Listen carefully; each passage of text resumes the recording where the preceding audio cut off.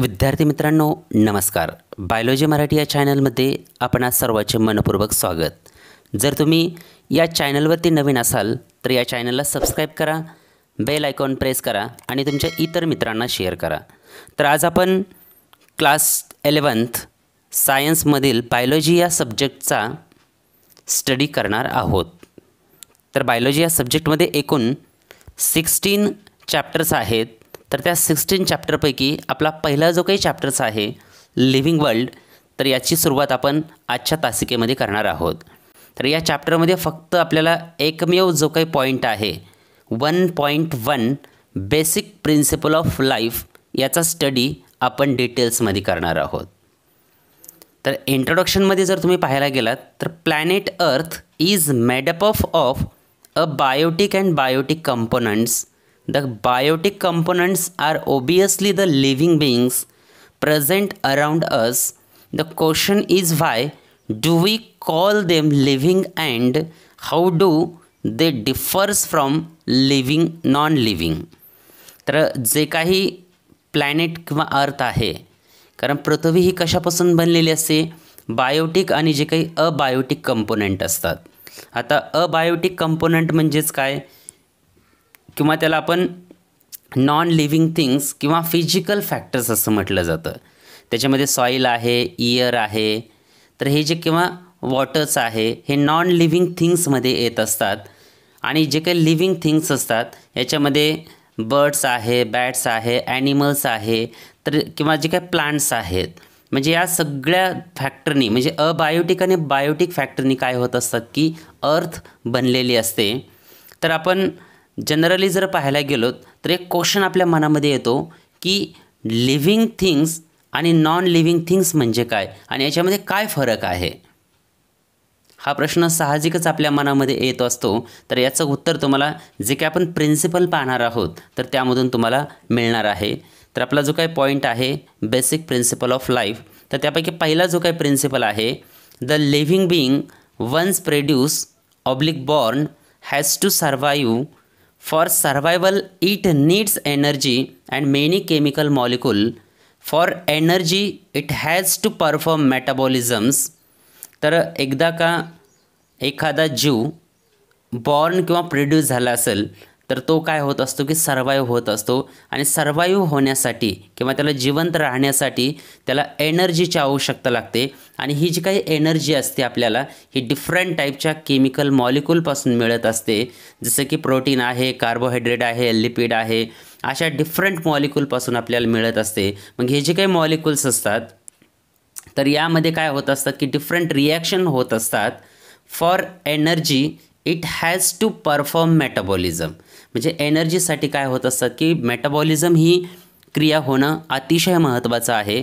तर metabolism is breaking of molecule, त्यालाच दुसरं नाव आहे catabolism, and making of new molecule, त्यालाच काय म्हटलं जातं ॲनाबॉलिझम्स असं म्हटलं जातं. म्हणजे मेटाबॉलिक ही जी काही रिॲक्शन्स आहे त्याचं डिवायडेशन 2 रिॲक्शनमध्ये होतात. कॅटाबॉलिझम्स म्हणजे काय, डिवायडेशन किंवा ब्रेकिंग ऑफ मॉलिक्यूल. त्याचं एक्झाम्पल आहे पहा रिस्पिरेशन प्रोसेस. आणि ॲनाबॉलिझम्स म्हणजे काय, मेकिंग किंवा सिंथेसिस ऑफ न्यू मॉलिक्यूल. तर फोटोसिंथेसिस या प्रोसेसद्वारे काय होत असतात की नवीन प्रोडक्ट किंवा नवीन मॉलिक्यूल डेव्हलपमेंट होत असतात. तर अशा 2 प्रोसेसद्वारे काय होत असते की आपल्याला एनर्जी मिळत असते. त्यानंतर सेकंड प्रिन्सिपल आहे, from birth onwards organism show tendency of growth and development. This growth is a well orchestrated process. You might have observed sand mounds, boulders grow, etc. This growth is not from within and hence these are not living beings. जर आपण generally पाहायला गेलो तर each and every organism ज्यावेळेस birth होतात किंवा produce होत असतात तर तो प्रत्येक ऑर्गॅनिझममध्ये एक टेंडन्सी किंवा कॅपॅसिटी असते की त्याची ग्रोथ किंवा डेव्हलपमेंट होणे. आणि ह्याची जी काही ग्रोथ असते ही ग्रोथ काय असते, वेल ऑर्केस्ट्रेटेड प्रोसेस असते. म्हणजे ती एका सिस्टीममध्ये किंवा एका प्रोसेसमध्ये असते. तर आपण एक्झाम्पल जर पाहायला गेलो तर जे काही सँड माउंट्स असतात किंवा वाळूचे जे काही आपण मोठमोठाले ढिगारे पाहतो किंवा बोल्डर्स ग्रो असेल किंवा दगडांची जी काही वाढ होत असते, तर ही जी काही वाढ असते याची पण ग्रोथ होते. जसं आपण म्हणतो की लिव्हिंग ऑर्गॅनिझमची ग्रोथ होते तशी देखील या नॉन लिव्हिंग ऑर्गॅनिझमची देखील ग्रोथ होत असते. तिसऱ्या नंबरचा जो काय प्रिन्सिपल आहे आपला, growth and development are not the processes which have unlimited time span. म्हणजे ग्रोथ आणि डेव्हलपमेंट ही प्रोसेस नाहीत, कारण अनलिमिटेड टाईम स्पॅन म्हणजे बराचसा कालावधी गेल्यामुळे काय होत असतात की जे काही मातीपासून काय होतं, सँड डेव्हलपमेंट होतात किंवा सँड माउंट किंवा मोठमोठाले ढिगं तयार होतात किंवा दगड जे असतात मोठमोठाले हे तयार होत असतात. कारण खूप कालावधी झाल्यामुळे कंटिन्युअसली त्याच्यावरती अनेक सॉईलचे लेयर डेव्हलपमेंट झाल्यामुळे काय होतात की बोल्डर्स डेव्हलपमेंट होत असतात.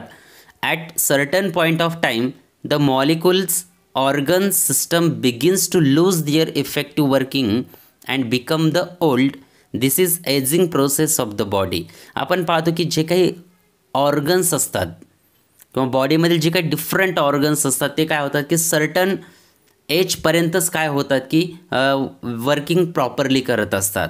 त्यानंतर काय होतात की these organs begins to lose their effective working, म्हणजे त्याची वर्किंग इफिशियन्सी काय होते, कमी होते किंवा याच प्रोसेसला काय म्हटलं तर एजिंग प्रोसेस असं म्हटलं जातं.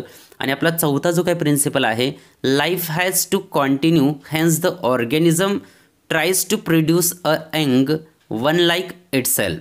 कारण आपण पाहतो की प्रत्येक सजीव हा काय करत असतो की स्वतःसारखा नवीन जीव तयार करत असतो. तर it is possible due to reproduction asexual और सेक्सुअल रिप्रोडक्शन. म्हणजे ही जी काही प्रोसेस आहे रिप्रोडक्शनची, तर या रिप्रोडक्शन या प्रोसेसद्वारे काय करत असतात की न्यू एंगवन किंवा नवीन किंवा ऑफस्प्रिंग काय करत असतात की डेव्हलपमेंट करत असतात. And this ensure continuity of race. म्हणजे याच्यामुळे काय होतात की प्रत्येक स्पेसीज ही मेंटेन राहण्याचं काम केलं जातं. Mules sterile workers bee do not reproduces yet are living. जर आपण पाहायला गेलोत, दोन एक्झाम्पल दिलेत या ठिकाणी. पहिला आहे मूल्स आणि दुसरा आहे स्टराईल वर्कर बीज. आता हे सजीव आहेत परंतु they do not reproduces the young one or offspring. Can we call reproduction as a inclusive characteristics of life. तर या ठिकाणी एक क्वेश्चन दिला आहे पहा. तर आपण रिप्रोडक्शन हे लाईफचं कॅरेक्टरिस्टिक्स आहेत का, तर नाही आहे या ठिकाणी. कारण जर कॅरेक्टरिस्टिक जर म्हणायला गेलं तर मूल्स किंवा स्टराईल वर्कर्स बी काय करू शकत नाहीत की नवीन एंगवन प्रोड्यूस करू शकत नाही. त्यानंतर ई जो काही आपला प्रिन्सिपल आहे 5 नंबरचा, as the body loses its capacity to perform metabolism the organism dies. जर जे काही ऑर्गॅनिझम्स असतात त्या ऑर्गॅनिझममधील जे काही डिफरंट मेटाबॉलिक प्रोसेसेस असतात, तर ह्या प्रोसेस जर स्टॉप झाल्या तर ते ऑर्गॅनिझम्स काय होतात की डाय होतात. आणि लास्ट प्रिन्सिपल आहे आपला, any living beings respond to thermal, chemical or biological changes in the surrounding. This is unique property of living beings. म्हणजे एखादा ऑर्गॅनिझम्स आहे, कोणताही लिव्हिंग ऑर्गॅनिझम्स असू द्या, जर तो आपल्या सराउंडिंगमध्ये असणार आहे म्हणजे काही वातावरण असतात त्यामध्ये गरम असेल, उष्ण असो किंवा गार असो, या वातावरणाशी जर स्वतः जर रिस्पॉन्ड करू शकत असेल तर अशा वेळेस ही काय आहे की लिव्हिंग ऑर्गॅनिझमची युनिक प्रॉपर्टी आहे. जर आपण या पृथ्वी तलावरती जर पाहायला गेलो तर immemorial variety of organisms are living together on the earth. तर यामध्ये काय असतात की डिफरंट टाईपचे लिव्हिंग ऑर्गॅनिझम प्रेझेंट असतात. In order to understand the inter relationship between living and non living as well as between two living beings or groups, systematic study of these is essential. तर जर आपल्याला living आणि non लिव्हिंगचं जर study करायचं असेल तर त्यासाठी आपल्याला त्या लिव्हिंग आणि नॉन लिव्हिंग ऑर्गॅनिझमचं ग्रुप्समध्ये किंवा सिस्टमॅटिकली काय करावं लागेल की क्लासिफिकेशन करावं लागेल. आणि हे जो काही डाटा आहे, this data is also important for various industries and agriculture. म्हणजे हा जो काही डाटा आपण डेव्हलपमेंट करणार आहोत तो कशासाठी यूज आहे, डिफरंट टाईप्स ऑफ इंडस्ट्रीज आणि ॲग्रिकल्चरसाठी काय आहे, उपयोगी आहे. तर याचा स्टडी आपल्याला करायचा असेल तर if we need to study this diversity, certain aids called taxonomical aids can be used. These include herbaria, botanical garden, museum, biodiversity park. तर आपल्याला यासाठी डिफरंट जे काही एड्स आहे किंवा साधनं आहेत तर त्या साधनाचा आपल्याला अभ्यास करणं गरजेचं आहे. त्यामध्ये प्रामुख्याने टॅक्झॉनॉमिकल एड जे आहेत त्यामध्ये हर्बेरिया आहे, बॉटॅनिकल गार्डन्स आहे, म्युझियम आहे, बायोडायव्हर्सिटी पार्क आहे. तर या सगळ्यांचा स्टडी करणं आपल्याला गरजेचं आहे. जर तुम्हाला या लेक्चरमध्ये जर काही सजेशन असतील तर तुम्ही कमेंट बॉक्समध्ये करू शकतात. आणि जर तुम्हाला हा व्हिडिओ आवडला असेल तर लाईक करा, शेअर करा आणि तुम्ही या चॅनलला सबस्क्राईब करा. Okay, thank you.